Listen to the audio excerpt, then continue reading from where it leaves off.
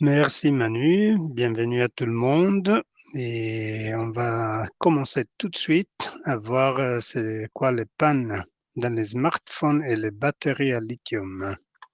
Et d'abord la sécurité, il faut jamais se relaxer sur la sécurité et donc débrancher votre appareil. Dans ces cas-là, les smartphones, il n'y a pas trop de risques vu qu'ils fonctionnent sur batterie. Mais utiliser des gants parce que c'est toujours mieux et faire attention à les décharges. Et les sujets qu'on va aborder aujourd'hui sont l'écran, les portes de charge, les batteries du téléphone. Ça, c'est les trois principaux sujets. Et après, je voudrais vous parler de deux types de testeurs différents qui font plus ou moins la même chose, que c'est très utile pour tester un téléphone. Et à la fin, je ferai une petite introduction sur les batteries au lithium. Et donc, on commence avec l'écran. L'écran, c'est la partie la plus importante d'un téléphone, bien sûr. C'est là qu'on reçoit notre feedback, notre interaction c'est fait sur l'écran.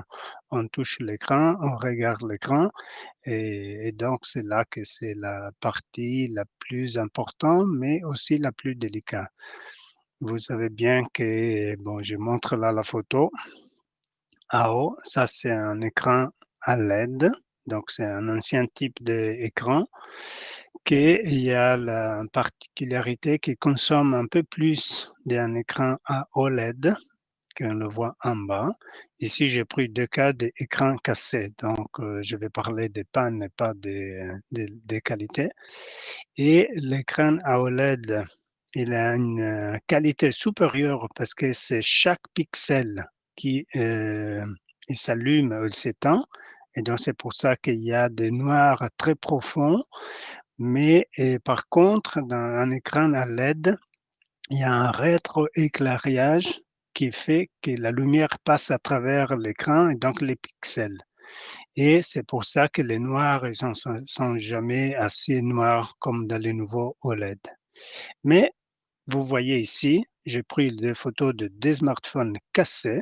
Le premier, c'est un écran à LED et il est bien cassé ici. Vous voyez aussi des taches noires. Donc la vitre tactile, elle est fissurée. L'écran LCD à l'intérieur, il est même cassé, mais c'était utilisable. Donc je pouvais gérer mon téléphone. Bien sûr, je ne vois pas bien ici qu'est-ce qu'il y a écrit, mais je peux utiliser mon écran. Par contre, un écran à LED, qui a des qualités supérieures, il consomme moins d'énergie pour fonctionner. Mais vous voyez ici, l'écran il était entier, il s'était cassé probablement, il est tombé et tout l'écran maintenant est inutilisable. On ne voit plus rien. La vitre, elle était entière, il n'était pas cassé.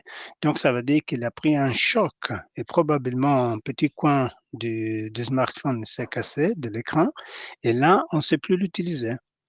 Et donc, on va d'un côté vers la qualité, mais aussi la fragilité des nouveaux appareils. Et dans ce cas-là, vous continuez à utiliser votre téléphone, vous avez fait passer des appels ou faire une recherche sur Internet. Dans ce cas-là, c'est foutu. Vous faites plus rien. Vous prenez votre téléphone, vous l'amenez au centre de l'assistance et vous demandez de changer l'écran. Donc, ça, c'est la grosse différence entre les deux. Et changer un écran, Heu, ça fait quelques années, c'était pas trop difficile. Ça suffisait de démonter des vis, de retirer la nappe, de décoller quelques petites parties et vous remettiez votre écran neuf que vous avez acheté sur eBay, dans un magasin. Aujourd'hui, c'est plus possible parce que les téléphones, ils ont tous collé, donc même l'arrière qu'avant on pouvait retirer à la main. Aujourd'hui, ils ont collé et souvent dans les téléphones de haute qualité, de gamme, ils ont collé l'arrière, c'est en verre. Donc, ça veut dire que pour le retirer, ça, c'est pas facile et on risque de le casser. Et ici, j'ai mis la photo d'un appareil pour retirer l'écran ou le dos du smartphone. Donc c'est une plaque chauffante. Ici, il y a les 2 barres que vous voyez en métal. Ça sert pour faire passer un fil, un acier qu'on tire, on bloque le téléphone là, on le chauffe et avec le fil en acier, un fil très fin, on découpe la colle et on sépare l'écran ou le dos. Donc, vous voyez que pour faire le travail aujourd'hui et faire une réparation, on a besoin d'un appareil comme ça coûte des centaines d'euros et c'est pas à la portée de tout le monde, surtout dans les repas café qu'il y a des gens de bénévoles qui font ça pas pour gagner sa vie, mais pour s'amuser, pour donner un coup de main, pour aider les gens à pas jeter leur appareil. Et donc, la nouvelle tendance de tous les constructeurs, c'est ça, de rendre la réparation des smartphones toujours plus difficile. Donc, tout est collé et ouvrir un appareil, c'est pas évident. C'est pour des personnes vraiment spécialisées. Moi, avant, je le faisais, je le fais plus parce que je trouve que on risque plus de casser que de réparer l'appareil.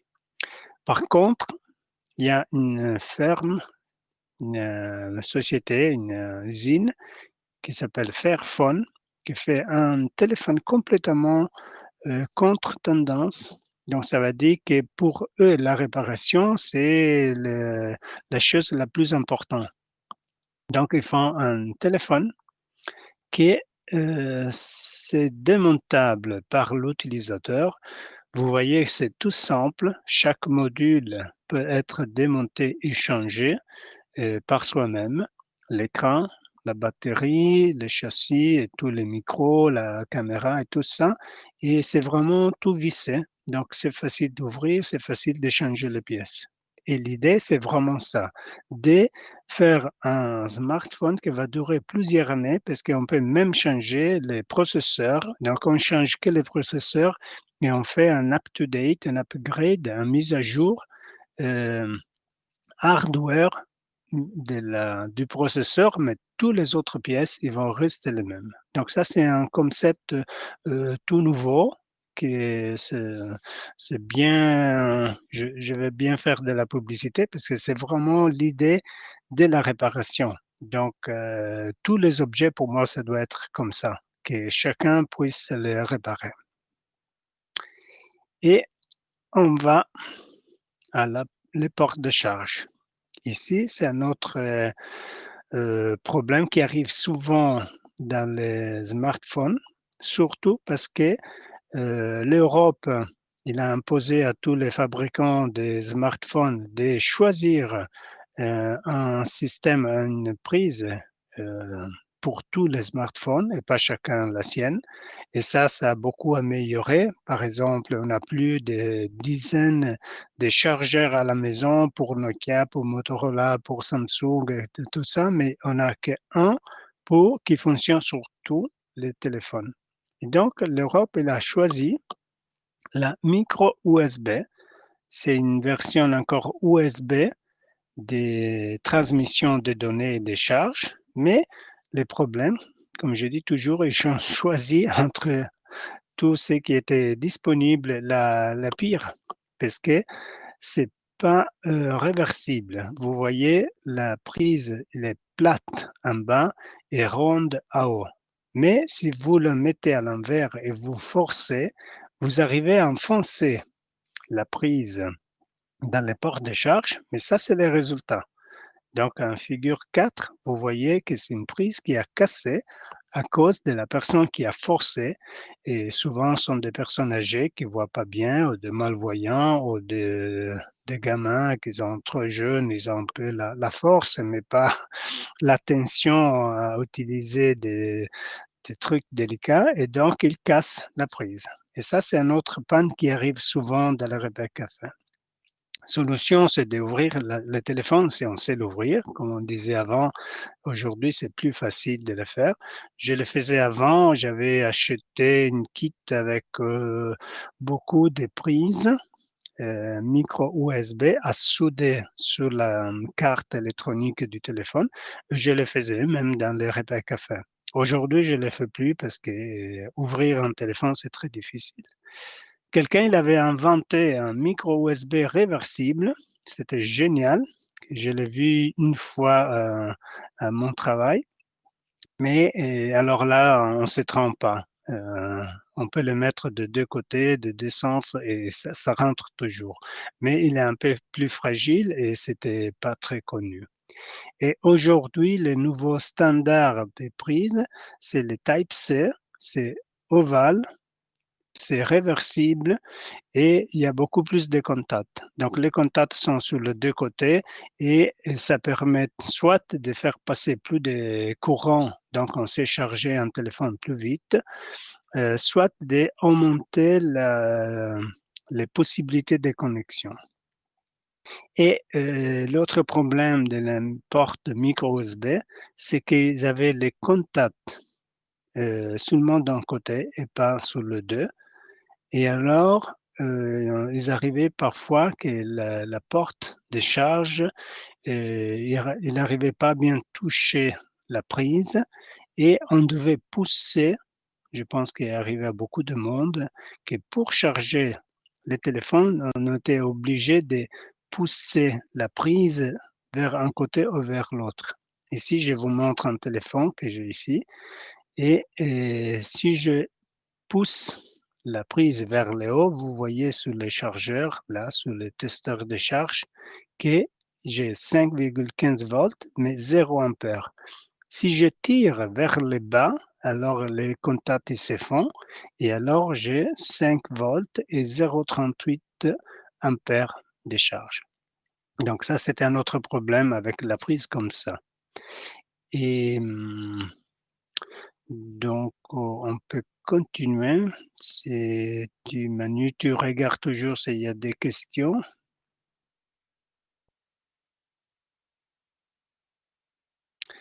Et là, on va vers la batterie du téléphone.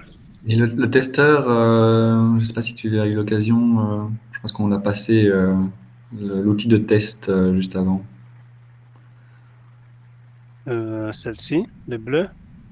Ouais, Oui, on va parler de ça plus tard.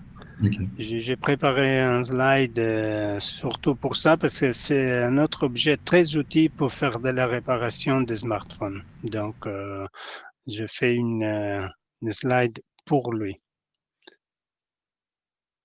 La batterie du téléphone. Même principe qu'avec l'écran. Avant, figure 1, là, c'est un téléphone qui a quelques années, 3, 4 ans. Et on pouvait retirer le dos à la main et la batterie elle était là, facilement démontable. Là, il y avait un truc pour mettre son doigt et retirer la batterie. Donc, si on voyait que la batterie commençait à être un peu fatiguée, on pouvait facilement la changer en achetant la batterie pour notre modèle de téléphone et on pouvait le faire nous-mêmes. Aujourd'hui, les téléphones, ils ont tout collé, donc c'est pas facile à ouvrir et même si on arrive à l'ouvrir, ici vous voyez que la batterie, il est connecté au téléphone par des câbles soudés. Et donc, c'est pas seulement d'arriver à ouvrir la batterie, mais aussi de savoir faire des soudures pour retirer et ressouder la batterie. Donc, encore une fois, c'est pas facile aujourd'hui de réparer un smartphone. C'est surtout la problématique, c'est comment ouvrir sans le casser, parce que c'est tout collé. Et il y a une autre question. Je pense que les téléphones sont toujours connectés au réseau et donc, si on sait retirer la batterie, on n'est plus traçable. Mais si la batterie elle est là, même si le smartphone il est éteint, il est connecté côté réseau. Donc nous, pour nous, c'est éteint, mais de l'autre côté, ça veut dire du smartphone vers le réseau, il est connecté. Et donc, bon, on peut penser qu'ils le font pour nous contrôler ou autre chose. Mais c'est bizarre qu'aujourd'hui, on ne sait plus changer la batterie nous-mêmes. S'il n'y a pas de questions. on passe au testeur de charge. Pour moi, ça, c'était un outil. Quand je l'ai découvert, j'étais très, très content parce que ça nous permet de faire beaucoup de choses. Déjà, quand je reçois un smartphone avec l'écran noir qui ne s'allume pas ou apparemment il ne s'allume pas, qu'est-ce que je fais? Je branche le testeur sur un chargeur, je mets les câbles, donc ça c'est l'entrée, ça c'est la sortie du testeur, donc là c'est noir, à droite c'est le câble. Je branche le téléphone et je vois tout de suite si ça paraître ici, la case B, c'est ici, j'ai un passage de courant. Donc, les quatre secteurs, il me donne quatre informations. A, c'est le voltage. Donc, le chargeur, je sais qu'il me donne 5,03 volts. B, c'est la courant qui est en train de passer entre le chargeur et le téléphone. Donc là, je sais qu'il est en train de charger à 0,3 environ ampères. Ici, j'ai des infos supplémentaires, c'est le temps de charge ou le temps qu'il est resté à charger le téléphone et la quantité de courant qui est passé. J'espère que tout le monde connaisse la différence entre les ampères et les ampères-heures. Alors, on fait une petite euh, euh, pause pour dire les ampères, c'est la puissance et les ampères-heures, c'est la quantité. C'est comme si vous parlez par exemple, dans les voitures, il y a la vitesse et il y a les kilomètres. Donc, on mesure la vitesse par kilomètre par heure. Donc, on voyage à 60 kilomètres par heure. Si on voyage une heure, on a parcouru 60 kilomètres. Mais si on voyage à 60 kilomètres par heure par une demi-heure, on a parcouru 30 kilomètres. J'espère que c'est clair parce que c'est toujours les gens, il faut beaucoup euh, de confusion entre ampère et ampère-heure. Donc, ampère, c'est la puissance, ampère-heure, c'est la quantité. Et alors, avec ces quatre informations, je sais déjà, par exemple, c'est le smartphone que j'ai reçu dans un repas café. Il est complètement foutu, il est cassé, donc il ne charge même pas. Et s'il ne charge pas ici dans le B, la valeur du B, c'est zéro. Et si je vois zéro, ça veut dire que soit le téléphone est mort, soit je vérifie les câbles, mais sûrement il n'y a pas de passage de courant. Et cet appareil-là, donc, il me dit tout de suite si le téléphone il est vivant ou pas. Et on peut l'utiliser aussi pour vérifier l'état de santé de la batterie. Comment on peut faire? On décharge complètement la batterie sur notre smartphone. Une fois qu'il est complètement déchargé, on le met à charger avec l'appareil ici.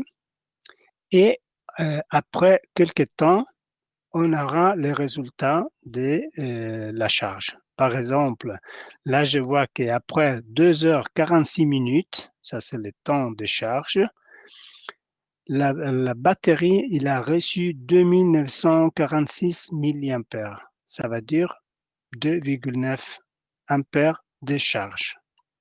Et qu'est-ce que ça veut dire ça? Je contrôle mes données du téléphone, donc je regarde quel type de batterie il est équipé. Et donc, c'est par exemple, on a une batterie qui a une valeur nominale de 3500 milliampères et on a chargé 2946. Ça veut dire que la batterie a perdu 16% de sa capacité de charge. Donc, elle est encore en bon état, on va dire, mais on voit qu'il commence à perdre un peu de sa capacité de se recharger. Bien sûr que c'est là, après 2h46, j'avais 500 milliampères, une batterie de 3500, ça veut dire que c'est le temps de la remplacer pour une autre. Et donc cet appareil-ci, pour moi, c'est vraiment fondamental quand je reçois un appareil, un smartphone il a le vert noir et ne s'allume pas pour comprendre s'il est encore vivant ou pas. Une question de Francis. Comment on fait pour décharger complètement la batterie avant de la tester? Bah, un système pas compliqué, c'est d'allumer les smartphones et attendre qu'il a déchargé. Ça, c'est la plus facile. Il n'y a pas d'autre système que je connais. On peut mettre, pour faire plus vite, on peut mettre en vidéo un loop, donc qu'il tourne tout le temps avec la luminosité de l'écran au maximum. On allume tous les services, donc les connexions avec les GPS, le Wi-Fi, les Bluetooth, n'importe quoi. Et tout ça consomme de l'énergie. Donc, si on allume tout, la batterie va se décharger beaucoup plus vite. Il y a d'autres questions? Non, les gens devraient se demander peut-être où est-ce qu'on peut acheter cette petite appareil. On va le mettre à la fin, dans la chat. Je vous donne des mots en français et en anglais pour faire des recherches. Je ne vais pas faire de la publicité, j'aime pas ça. Je le fais pour le faire fun parce que c'est une bonne idée. Et là, je vous donne les mots pour faire la recherche et vous allez sur Internet et vous les trouvez tout de suite. Donc, s'il n'y a pas d'autres, on peut passer à l'autre appareil que pour moi c'est aussi important que ça que vient de voir. C'est un appareil, c'est pour faire des tests, cette fois pas de la batterie, pas de la charge, mais du chargeur. Parce que parfois, c'est déjà m'est arrivé, déjà qu'au Rebecca Café, quelqu'un vient avec son téléphone qui ne charge plus et en branchant le mien, il fonctionne. Donc, on teste le chargeur de la personne et on voit qu'il est mort, qu'il n'arrive plus à donner la charge, même s'il y a un voyant, une petite LED qui s'allume, mais ça ne va pas dire qu'il fonctionne. Donc, ça, c'est un autre testeur que j'aime bien. Et là, on voit par exemple, les tests que j'ai fait là, c'est avec Louis, avec ces chargeurs-là. Et dans la photo numéro 3, on voit bien les données. Donc, output, ça va dire sortie. Donc là, c'est l'entrée, la prise. Il prend la courant de 130 volts et la transforme en courant à 5 volts, 2000 milliampères. Les milliampères, ça va dire millième d'ampère. Donc, on peut dire 5 volts, 2 ampères. C'est la même chose. Et alors, on branche l'appareil qui a un ventilateur ici. Vous voyez la grille qui protège l'hélice. Ici, il y a un petit écran pour montrer les données. Et sur la gauche, ici, vous voyez la prise USB. Et sur la droite, j'ai indiqué avec des flèches avec P, c'est deux potentiomètres. Un pour faire les gros réglages et l'autre plus loin pour faire des fins réglages. Et à quoi ça sert? Ça sert que vous branchez votre testeur sous le chargeur et vous voyez ici 5,28, c'est le voltage, et en bas 2,39, c'est les ampères que le chargeur est capable de faire sortir. Donc ça va dire, lui, il est construit pour donner 2 ampères et il arrive à donner 2,39. Donc il est plus ou moins 20% plus que le constructeur il a déclaré sur l'étiquette.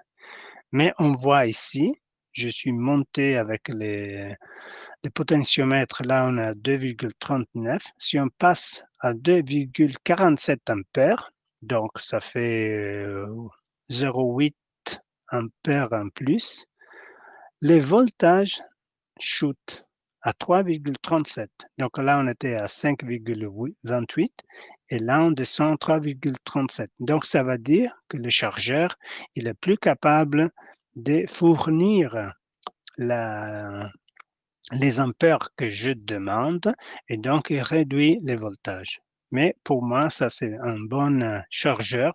On a vu qu'encore à 2,4 ampères, il a 5,28 volts, donc il se comporte bien et c'est un bon chargeur. Et donc, je trouve que c'est fiable. Donc, si je trouve ça dans un repas café, que je suis en train de tester le smartphone qui ne fonctionne plus et il ne charge plus, je sais que c'est pas les chargeurs le problème, mais c'est dans les smartphones. Et l'appareil là, ça coûte entre 15 et 30 euros. Et il fonctionne, je pense, de 3 à 32 volts. Donc, vous pouvez tester n'importe quel chargeur, même pour des ordinateurs qui normalement ils fonctionnent entre 18 et 21 volts. Et c'est le même principe. Donc, vous mettez là, vous le branchez. Il y a d'autres prises pour brancher. Il y a même une prise, vous pouvez mettre des câbles électriques à serrer et à visser. Et avec ça, vous faites le test. Donc, c'est un outil très utile. Et je pense, il y a des questions. Bien, alors on fait une petite introduction sur les batteries au lithium parce que c'est important aussi dans les smartphones. Parfois, les gens, ils viennent et disent, bon, mon smartphone, il fonctionne plus, il s'est déchargé et il ne charge plus.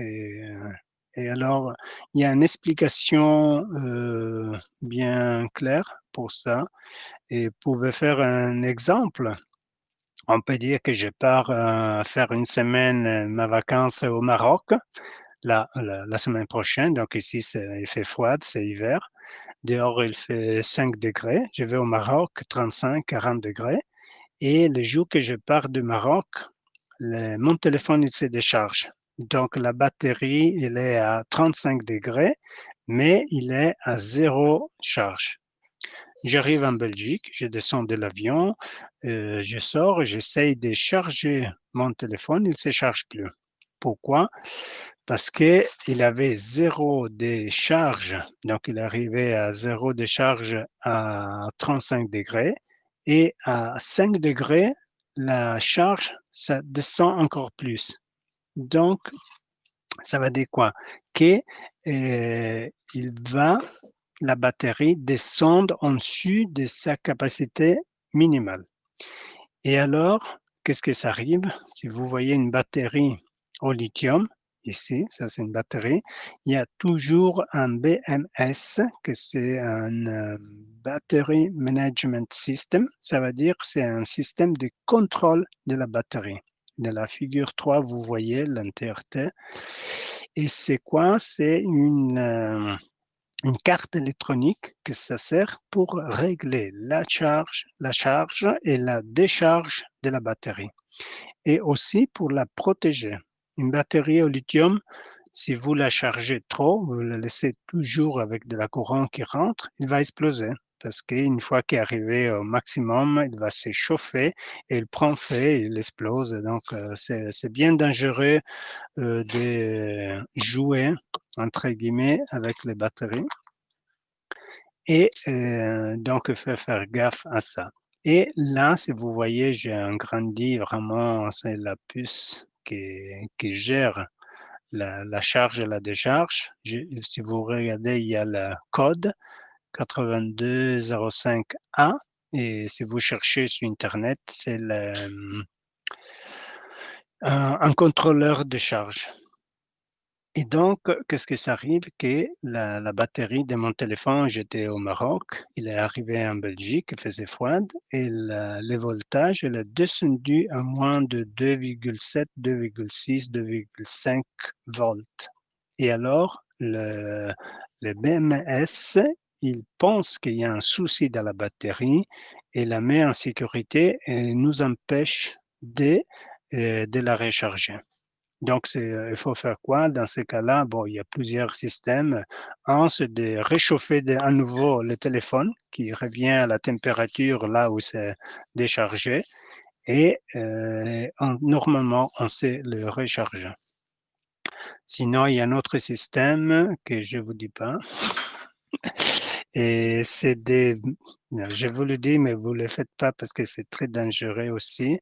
Et vous pouvez prendre un autre batterie. Donc, vous voyez, les batteries au lithium sont tous à 3,7 volts. Donc, vous prenez une autre batterie similaire et vous bypassez, donc vous dépassez les BMS, c'est le truc là, et vous allez charger directement sur les contacts de la batterie.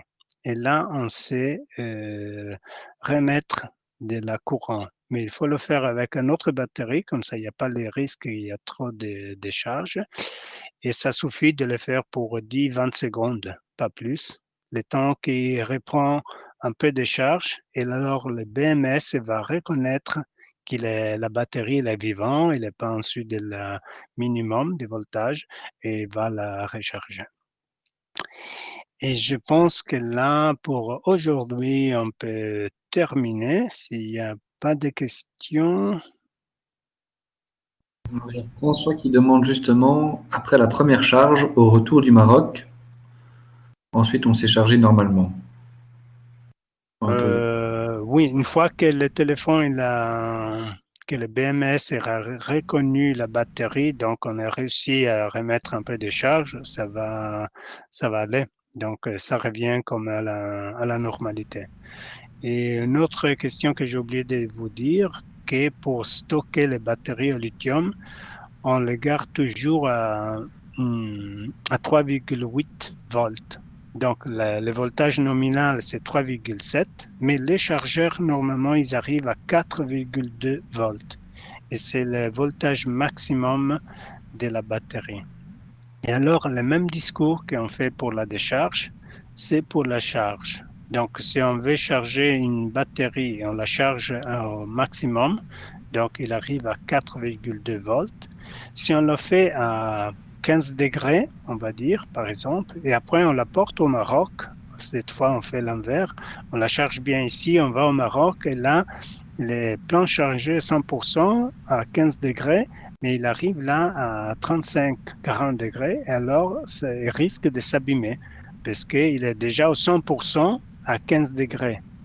Et donc, si la température monte, aussi la capacité de la batterie monte. Donc, elle va être plus que sa capacité maximale parce que la température a augmenté et donc il va abîmer la batterie. Donc, les batteries à lithium sont très intéressantes. C'est des batteries qui se déchargent pas toutes seules. Ça veut dire si je laisse ma batterie pendant un an sans l'utiliser, il va se décharger de 1%. Donc, ça n'arrive pas avec les autres batteries, par exemple plomb ou nickel. Nickel-cadmium, c'était des batteries qui se déchargeaient très vite. Donc, vous laissez une batterie nickel-cadmium, après quelques semaines, elle est presque vide. Les batteries au lithium, par contre, tiennent la charge beaucoup plus longtemps, mais c'est vraiment très délicat. Il faut respecter des règles pour les gérer. Et je pense qu'on peut terminer là. Ouais, donc il y a juste François qui a rajouté en plus, donc il vaut mieux partir au chaud avec une charge de 50%. Exactement. Voilà. Ouais. Alors, je vois que Luc rajoute sur la chaîne YouTube la session sur les grippins qu'on a fait l'autre jour. Donc, si vous voulez voir la chaîne YouTube de Repair Together pour les précédentes formations, n'hésitez pas. Voilà le lien qui vient d'être mis dans la discussion publique. Et alors, il y avait un autre lien que Alessandro voulait partager d'une chaîne YouTube. Ouais. Tu peux nous expliquer un peu, du coup, c'est quoi cette vidéo-là? Mais je cherchais une vidéo ou un site pour expliquer comment tester un triac. C'est un composant qu'on trouve souvent dans beaucoup de machines. On l'a vu ces jours derniers, ces jours passés, qu'on l'a dans les aspirateurs, dans les mixeurs de cuisine. Et donc, j'ai cherché un site et je suis tombé sur un site d'un gars français qui fait des vidéos très simples, très courtes, quelques minutes. Et il vous explique bien comment tester un triac, beaucoup d'autres choses. Donc, j'ai trouvé ça intéressant et je voudrais le partager avec vous si vous avez envie de comprendre. Par exemple, déjà, les triacs, ils montrent un chemin qu'on peut faire sur un breadboard, donc une table d'essai, pour tester un triac.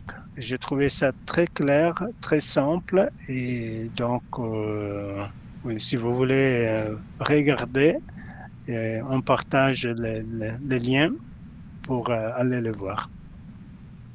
Voilà, merci beaucoup Et Alessandro et n'hésitez pas aussi encore une fois à aller faire un petit tour sur le site de Repair Together pour voir les autres tutoriels écrits qui sont déjà disponibles et toutes les ressources aussi pour vous aider à réparer. Alors, il y a Simon qui rajoutait concernant les batteries, il faut aussi éviter de laisser charger son téléphone dans sa voiture garée au soleil, ça peut provoquer un incendie. Pour la ouais. sécurité, merci Simon. Voilà, c'était la dernière session de cette semaine, mais vu l'enthousiasme et la réussite de ces premières semaines, on va certainement recommencer bientôt à faire des petites vidéos du même type et voir approfondir certains sujets. Donc merci à tous et on vous dit à très bientôt et d'ici là, bonne fête. Merci Ah oui. Alessandro. Merci à toi Manu, bonne fête à tout le monde et à bientôt.